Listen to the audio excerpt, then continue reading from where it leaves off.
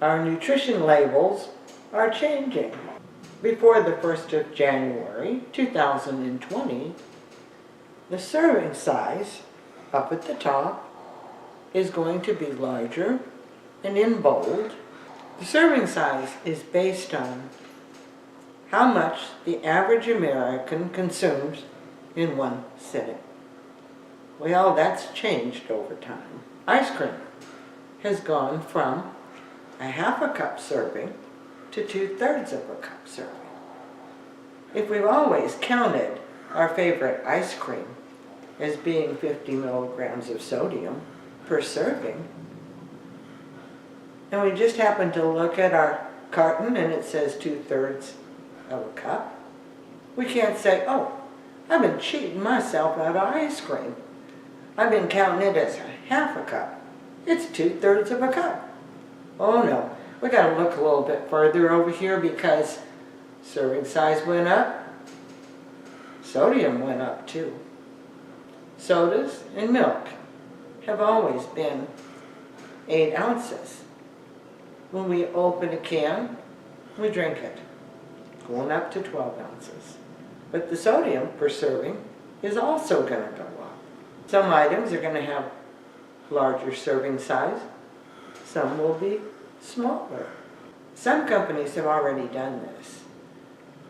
Their labels look a little bit different. Some are bolded in different areas, larger print.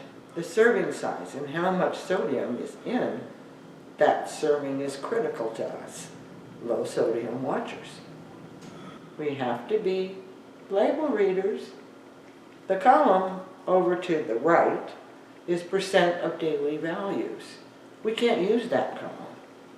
It's based on a healthy adult consuming no more than 2,400 calories a day. And if you go by this, it allows for 2,500 milligrams of sodium per day for less than 2,400 calories. Some of the videos that you see on low sodium cooking in some recipes will use that column over here, and you'll hear them say, oh, I can use this cheese because it's only got 3%. I can put these tortillas in here, 4%. We can't do that.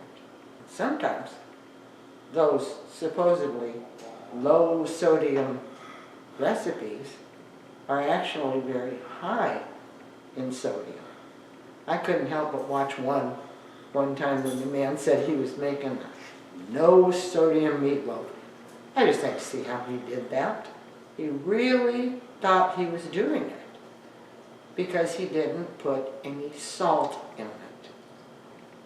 In that meatloaf, there was only one spice that did not have sodium. Every other ingredient had natural sodium in it. Nobody wants to mislead you. They really think they're cooking low sodium. We just have to really watch out. Keep our eyes on these labels.